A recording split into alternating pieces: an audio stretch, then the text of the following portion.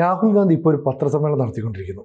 ഇതിനകത്ത് പറയുന്നത് Karnataka CID 18 letter അയച്ചിട്ടും ഇലക്ഷൻ കമ്മീഷൻ യാതൊരു മറുപടിയും കൊടുത്തിട്ടില്ല, ഒരു രേഖ കൊടുത്തില്ല. അതല്ലേ? അതെ. ഇപ്പോൾ ഞാനിത് കണ്ടുകൊണ്ടിരിക്കുമ്പോൾ ഞാൻ പെട്ടെന്ന് ഗൂഗിൾ ചെയ്ത് നോക്കി.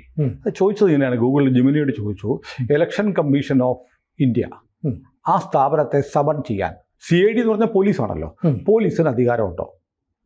അപ്പോൾ while the police do not have the authority to arbitrarily summon ECI officials in a manner, അതായത് ഇലക്ഷൻ കമ്മീഷൻ ഓഫ് ഇന്ത്യയെ വിളിച്ചു വരുത്താനോ അവരിൽ നിന്ന് രേഖകൾ ആവശ്യപ്പെടാനോ പോലീസിന് ഒരധികാരവും ഇല്ല. പിന്നെ ഇപ്പോൾ ഈ പറയുന്നതിൻ്റെ അർത്ഥം വെറുതെ ആളുകളെ പറ്റിക്കാൻ വേണ്ടി കർണാടക പോലീസ് 18 നോട്ടീസ് കൊടുത്തു, ഇലക്ഷൻ കമ്മീഷൻ മറുപടി കൊടുത്തിട്ടില്ല. ഇയാൾ ഓർത്തിരിക്കുന്നത്, അല്ലെങ്കിൽ ജനങ്ങളെ തെറ്റിദ്ധരിപ്പിക്കാൻ ശ്രമിക്കുന്നത്, ഇലക്ഷൻ കമ്മീഷൻ എന്ന് പറഞ്ഞാൽ നാട്ടും പുറത്തെ ഒരു തട്ടുകട പോലെയാണെന്ന്. തട്ടുകട നടത്തുന്ന ദാമോദരനെ വിളിച്ചിട്ട് എടാ കടലാസുമായിട്ട് വാടാ എന്ന് പറഞ്ഞാൽ പാവപ്പെട്ടവൻ കടലാസം മുക്കിക്കൊണ്ടുവരും, ഇല്ല ഇവൻ്റെ കൂട് കൊടുക്കുകയും എടുത്തുകൊണ്ട് പോകും. ഇലക്ഷൻ കമ്മീഷൻ ഓഫ് ഇന്ത്യ എന്ന് പറഞ്ഞ ആർട്ടിക്കിൾ, ഇന്ത്യൻ ഭരണഘടനയുടെ ആർട്ടിക്കിൾ അല്ലെങ്കിൽ അനുച്ഛേദം 324 പ്രകാരം രൂപീകരിക്കപ്പെട്ടിട്ടുള്ളതാണ്. അതിൻ്റെ 324(2) പ്രകാരം രാഷ്ട്രപതിയാണ് തെരഞ്ഞെടുപ്പ് കമ്മീഷണർമാരെ നിയമിക്കുന്നത്. അപ്പോൾ ഭരണഘടനാ സ്ഥാപനമാണ്. പോലീസ് എന്ന് പറയുന്നത് ഒരു സർക്കാരിൻ്റെ ഒരു മെക്കാനിസം മാത്രമാണ്. പോലീസിന് ഇലക്ഷൻ കമ്മീഷന് നോട്ടീസ് അയച്ച് രേഖകൾ ഹാജരാക്കൂ എന്ന് പറഞ്ഞാൽ കൊടുക്കാൻ ഒരു ബാധ്യതയില്ല. എന്നും മാത്രമല്ല, തെരഞ്ഞെടുപ്പ് കമ്മീഷന്റെ കീഴിൽ പ്രവർത്തിക്കുന്ന സ്ഥാപനമാണ് പോലീസ്. എപ്പോഴാണെന്നറിയോ? ഇലക്ഷൻ വിജ്ഞാപനം നടത്തിക്കഴിഞ്ഞാൽ, തെരഞ്ഞെടുപ്പ് പ്രഖ്യാപിച്ചു കഴിഞ്ഞാൽ പോലീസ് സേന സമ്പൂർണ്ണമായും ഇലക്ഷൻ കമ്മീഷന്റെ കീഴിലാണ്. എന്ന് പറഞ്ഞാൽ പോലീസിന്റെ മുതലാളിയാണ് ആര്? Election commission. കാരണം ആ സമയത്ത് പോലീസിലെ ട്രാൻസ്ഫർ, പോലീസിന്റെ അധികാരങ്ങൾ, പോലീസിനുള്ള ഉത്തരവുകളൊക്കെ കൊടുക്കുന്നത് ഇലക്ഷൻ കമ്മീഷനാണ്. അപ്പോൾ ഇലക്ഷൻ കമ്മീഷൻ എന്ന് പറയുന്നത് പോലീസിന്റെ മുകളിലുള്ള ഒരു ഭരണഘടനാ സ്ഥാപനമാണ്. അതിന് സംസ്ഥാനത്തെ പോലീസ് 18 തവണ നോട്ടീസ് കൊടുത്താൽ അവരെന്ത് ചെയ്യും? കീറിയെടുത്ത് കൊട്ടയിലിടും, അല്ലേ? അതെ. അപ്പോൾ ഞാൻ വേറെ ആലോചിച്ചു നോക്കി, ഈ രാഹുൽ ഗാന്ധി ഇപ്പോൾ കർണാടകയിൽ CID, കർണാടക പോലീസിന്റെ CID, ക്രൈം ഇൻവെസ്റ്റിഗേഷൻ ഡിപ്പാർട്ട്മെന്റ്, അതാണല്ലോ CID, 18 കത്തുകൾ കൊടുത്തു. നോക്കുമ്പോൾ ശരിയാ, പോലീസ് ചോദിച്ചിട്ട് വിവരങ്ങൾ കൊടുക്കുന്നില്ല. അപ്പോൾ ഇലക്ഷൻ കമ്മീഷന് എന്തോ മറയ്ക്കാനുണ്ട് എന്നൊക്കെ ഒരു ഇംപ്രഷൻ ഉണ്ടാക്കാനാണ് ഈ മന്ദബുദ്ധിയൊന്നും അല്ല കേട്ടോ, അയാൾ അസാമാന്യ ബുദ്ധിമാനാണ്, കുശാഗ്ര ബുദ്ധിമാനാണ്. വ്യാജ പ്രചാരണങ്ങൾ വഴി രാജ്യത്തെ ജനങ്ങളുടെ മനസ്സിലേക്ക് തെറ്റായ ഇൻഫർമേഷൻസ് കുത്തിവെച്ച് ഒരു ബംഗ്ലാദേശ് മോഡൽ അല്ലെങ്കിൽ നേപ്പാൾ മോഡൽ കലാപമുണ്ടാക്കി ജനങ്ങളെ തെരുവിലിറക്കി, ഒരു 10,000 പേരെയെങ്കിലും അക്രമാസക്തരായി തെരുവിലിറക്കി, അതിൻ്റെ പേരിൽ അക്രമം നടത്തി, അങ്ങനെയെങ്കിലും എനിക്കൊന്ന് പ്രധാനമന്ത്രിയാകാൻ പറ്റുമോ എന്ന് നോക്കുന്ന ഒരു രാജ്യദ്രോഹിയുടെ, ഇന്നലെ മറ്റേ ഇയാൾ അഫ്രീദി പറഞ്ഞ ഓർക്കുന്നില്ലേ, ഞങ്ങൾ പാകിസ്ഥാൻകാർക്ക് ഡാർലിംഗ് ആണെന്ന്. അങ്ങനെ പാകിസ്ഥാന്റെ അജണ്ട നടപ്പാക്കി ഇന്ത്യൻ ജനാധിപത്യത്തെ അട്ടിമറി. ഇയാൾ ജനാധിപത്യം ഭരണഘടന എന്നൊക്കെ പറയും. ജനാധിപത്യത്തെക്കുറിച്ചും ഭരണഘടനയെക്കുറിച്ചും ഒരു ലെവലേശം ബഹുമാനമില്ലാത്ത വർത്തമാനമാണ് ഇയാൾ പറയുന്നത്. ഇയാളിപ്പോൾ ഇലക്ഷൻ കമ്മീഷണറുടെ ചിത്രം കാണിച്ച് അദ്ദേഹത്തെ അപമാനിക്കുകയാണ്. ഇന്ത്യയിലെ ഇലക്ഷൻ സംവിധാനം വളരെ മോശമാണെന്ന് സ്ഥാപിക്കുകയാണ് ഇയാൾ ശ്രമിക്കുന്നത്. തെറ്റായ പ്രചാരണങ്ങൾ. ഞാൻ പെട്ടെന്ന് ചോദിക്കട്ടെ, ഇപ്പോൾ പോലീസ് ഇലക്ഷൻ കമ്മീഷനെതിരെ ഇന്ത്യയുടെ ഇതുവരെയുള്ള ചരിത്രത്തിൽ ഏതെങ്കിലും സംസ്ഥാനത്തെ പോലീസ് നോട്ടീസ് അയച്ചിട്ടുണ്ടോ? ഇല്ല. കാരണം എന്തറിയോ? അവർക്കറിയാം അയക്കാൻ അധികാരമില്ല. അപ്പോൾ എന്ത് ചെയ്യുന്നു? ഒരു ഫേക്ക് ആയിട്ടൊരു പുകമറ ഉണ്ടാക്കുക. ഇലക്ഷൻ കമ്മീഷനോട് പോലീസ് ചോദിച്ചിട്ട് മറുപടി കൊടുക്കുന്നില്ല. പോലീസിനോട് മറുപടി പറയാൻ ബാധ്യതപ്പെട്ട സ്ഥാപനമല്ല തെരഞ്ഞെടുപ്പ് കമ്മീഷൻ. നാളെ ഹൈക്കോടതിയോ ഏതെങ്കിലും അല്ലെങ്കിൽ സുപ്രീം കോടതിയോ ഏതെങ്കിലും മറ്റു കോടതികളോ നിരന്തരം രാഹുൽ ഗാന്ധിക്കെതിരെ കുറച്ച് കേസിൽ വിധി പറഞ്ഞിരിക്കട്ടെ, ഇയാൾ കർണാടക പോലീസിനെ കൊണ്ട് നോട്ടീസ് അയപ്പിക്കുമോ? നിങ്ങളെങ്ങനെ ഈ വിധിയിലേക്ക് എത്തി? അതിന് സമാധാനം പറയുമെന്ന് കത്തയക്കാൻ പറ്റുമോ? ഇല്ല. അതുപോലെ തന്നെ ഹൈക്കോടതി, സുപ്രീം കോടതി പോലെ തന്നെ, അല്ലെങ്കിൽ മറ്റു ഭരണഘടനാ സ്ഥാപനങ്ങൾ പോലെ തന്നെ ഒരു ഇമ്മ്യൂണിറ്റിയുള്ള ഒരു സ്ഥാപനമാണ് തെരഞ്ഞെടുപ്പ് കമ്മീഷൻ എന്ന് പറയുന്നത്. അതിനെ അപകീർത്തിപ്പെടുത്തിയിട്ട് ഇന്ത്യയിലെ ജനാധിപത്യ പ്രക്രിയ വളരെ മോശമാണ്, ഇന്ത്യയിൽ ജനാധിപത്യമില്ല എന്ന് പറഞ്ഞ് ലോകവ്യാപകമായി ഇന്ത്യ രാജ്യത്തെ, ലോകത്തിലെ ഏറ്റവും വലിയ ജനാധിപത്യ സംവിധാനത്തെ അപകീർത്തിപ്പെടുത്താനാണ് രാഹുൽ ശ്രമിക്കുന്നത്. ഇനി മറ്റൊന്ന്, എന്തുകൊണ്ടാണ് ഇലക്ഷൻ കമ്മീഷന് ഈ ഇമ്മ്യൂണിറ്റി കൊടുത്തിരിക്കുന്നത്? കാരണം അത് ഭരണഘടന ഉണ്ടാക്കിയവർ വളരെ ആലോചിച്ച് ചെയ്ത കാര്യമാണ്. കാരണം തെരഞ്ഞെടുപ്പ് കഴിയുമ്പോൾ തോക്കുന്ന ആൾക്ക് എപ്പോഴും സങ്കടം ഉണ്ടാവും, അല്ലേ? തെരഞ്ഞെടുപ്പിൽ മത്സരിക്കുന്നത് ജയിക്കാൻ വേണ്ടിയാണ്. അപ്പം ചിലർ തോക്കാൻ വേണ്ടി മത്സരിക്കുന്നവരുണ്ട്. എങ്ങനെയെങ്കിലും ജയിച്ചാൽ മതി, 4 ചക്രം സ്ഥാനാർത്ഥിയായി കിട്ടിയാൽ തോറ്റാലും കുഴപ്പമില്ല, സ്ഥാനാർത്ഥിയായി കിട്ടിയാൽ മതി, ആ കൂട്ടത്തിൽ കുറേ പിരിവ് നടത്താലോ എന്ന് കരുതുന്നവരുണ്ടാവും. പക്ഷേ ഒരു വളരെ ഒറ്റപ്പറ്റ തോറ്റു പോകുന്ന ഒരാൾക്ക് വലിയ മനസ്താപം ഉണ്ടാവും. ഈ മനസ്താപം ഉണ്ടാവുന്നവർക്ക് എങ്ങനെയെങ്കിലും താൻ വിജയിയുടെ വിജയം ഒന്ന് അട്ടിമറിച്ച് കാണാൻ താല്പര്യം ഉണ്ടാവും. അതിനുവേണ്ടി അവരെന്ത് കുൽസിത മാർഗവും നടത്തും. അതിനുവേണ്ടി തെരഞ്ഞെടുപ്പ് കമ്മീഷനെ വരെ കരുവാക്കാൻ ശ്രമിക്കും. തെരഞ്ഞെടുപ്പ് കമ്മീഷനെതിരെ പരാതികൾ കൊടുക്കും, തെരഞ്ഞെടുപ്പ് കമ്മീഷനെതിരെ അലിഗേഷൻസ് കൊടുക്കും, അതുകൊണ്ട് വ്യാജമായ കേസുകൾ ഉണ്ടാക്കും. അതുകൊണ്ടാണ് തെരഞ്ഞെടുപ്പ് കമ്മീഷനെതിരെ കേസുകൾ കൊടുക്കാൻ പറ്റില്ല.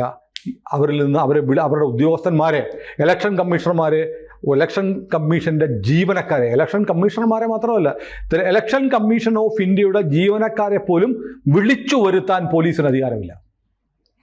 അങ്ങനെ ഇരിക്കുകയാണ് കർണാടക CID 18 നോട്ടീസ് അയച്ചു എന്ന് രാഹുൽ ഗാന്ധി പറഞ്ഞത്. കർണാടക CID എന്ന് മാത്രം പറയാൻ കാര്യം എന്താ? കർണാടക അവരാ ഭരിക്കുന്നത്, കോൺഗ്രസ് ഭരിക്കുകയാണ്. അവർക്കറിയാം നിയമപരമായി ഒരു വാലിഡിറ്റി ഇല്ല. കർണാടക സർക്കാരോട് നിങ്ങൾ കുറച്ച് നോട്ടീസ് അങ്ങോട്ട് അയക്കുക, പോലീസ് അവർ 10-18 ആളാണ്, ഒന്നയച്ചു, മറുപടി കിട്ടിയില്ല, മറുപടി കൊടുക്കേണ്ട കാര്യമില്ല. നമ്മൾ നടന്നു പോകുമ്പോൾ, സിനുവും ഞാനും നമ്മുടെ പ്രേക്ഷകരും പലരും വഴിയിലൂടെ നടന്നു പോകുമ്പോൾ മുഴുഭ്രാന്ത് വന്ന ആളുകൾ ചിലപ്പോൾ വഴിയിൽ നിന്ന് നമ്മളെ തെറിവിളിക്കും. ഭ്രാന്തന്മാർ. നമ്മൾ എന്ത് ചെയ്യും?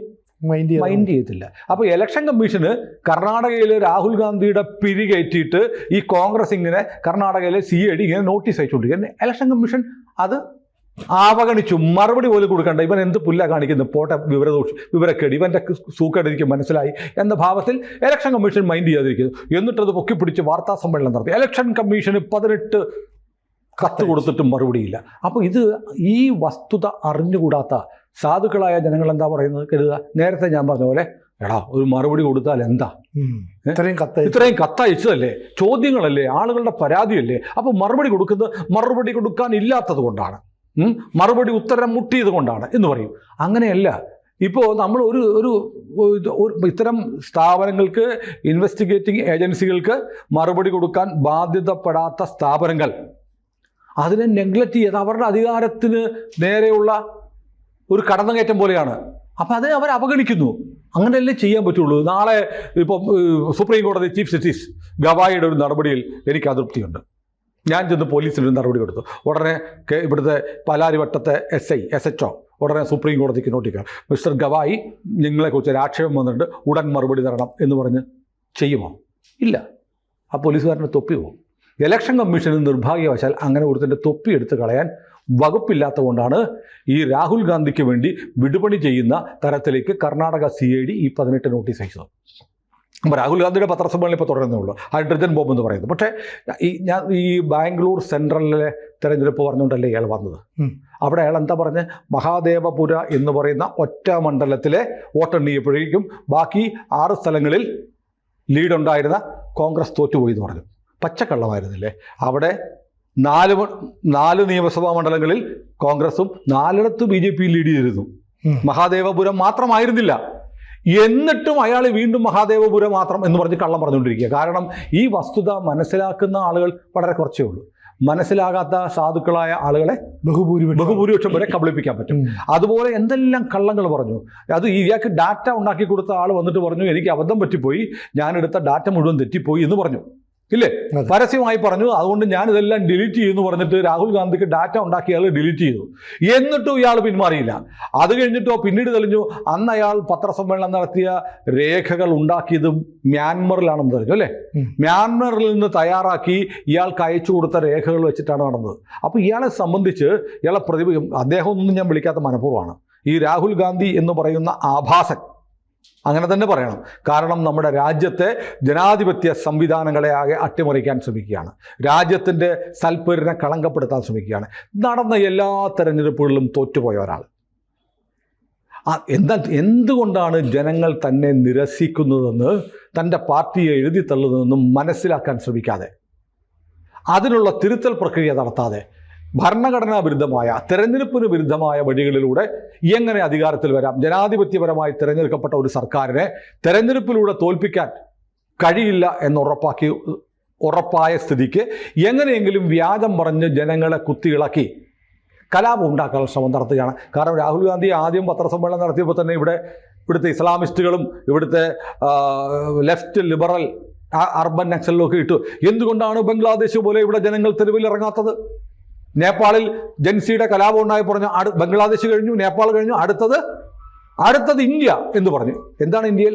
തെരുവിലിറങ്ങണം, പ്രധാനമന്ത്രിയുടെ ഓഫീസ് ആക്രമിക്കണം, സുപ്രീം കോടതി കത്തിക്കണം, ഇലക്ഷൻ കമ്മീഷൻ കത്തിക്കണം, എന്നിട്ട് ആ കസേരയിൽ കൊണ്ടുവന്ന് ഈ രാഹുൽ ഗാന്ധി എന്ന് പറയുന്ന രാജ്യദ്രോഹിയെ ഇരുത്തണം എന്ന് പറയുന്ന ഒരു മാനസികാവസ്ഥയിലേക്ക് ഇന്ത്യയിലെ ജനങ്ങളെ കുത്തി ഇളക്കി വിടാനാണ് ഇയാൾ ശ്രമിച്ചുകൊണ്ടിരിക്കുന്നത്. അതിന് അയാളുടെ പത്രസമ്മേളനം തുടങ്ങിയിട്ടേ ഉള്ളൂ. പക്ഷേ അത് കണ്ടപ്പോൾ ആദ്യം അയാൾ റൈസ് ചെയ്ത ഈ പോയിന്റ് ഉണ്ടല്ലോ, കർണാടക CID 18 നോട്ടീസ് അയച്ചിട്ടും ഇലക്ഷൻ കമ്മീഷൻ മറുപടി കൊടുത്തില്ല എന്ന ഒറ്റ പോയിന്റ്, ആ ഒറ്റ പോയിന്റ് തന്നെ വ്യാജമാണ്. അത് മനഃപൂർവ്വം ഇങ്ങനൊരു ആരോപണം ഉന്നയിക്കാൻ വേണ്ടി ഭരണത്തിൻ്റെ സ്വാധീനം ഉപയോഗിച്ച് സംസ്ഥാന പോലീസിന് അധികാരമില്ലാത്തൊരു കാര്യം ചെയ്യിച്ചിട്ട് അത് വലിയ സംഭവമാണെന്ന് കുത്തിപ്പൊക്കി ഇയാൾ പറയുകയാണ് എന്ന് പറയാൻ വേണ്ടിയിട്ട് മാത്രമാണ് നമ്മളിപ്പോൾ ഈ സംസാരം നടത്തിയത്. ഈ തെരഞ്ഞെടുപ്പ് സംബന്ധിച്ച് ഇയാൾ ഉന്നയിച്ചിരിക്കുന്ന ബാക്കി ആക്ഷേപങ്ങൾക്കുള്ള മറുപടിയുമായിട്ട് നമ്മൾ വീണ്ടും വരും. കൂടുതൽ വാർത്തകളും വിശേഷങ്ങളും നിങ്ങളിലേക്ക് എത്താൻ ABC മലയാളം സബ്സ്ക്രൈബ് ചെയ്യുക, ബെൽ ബട്ടണും അമർത്തുക.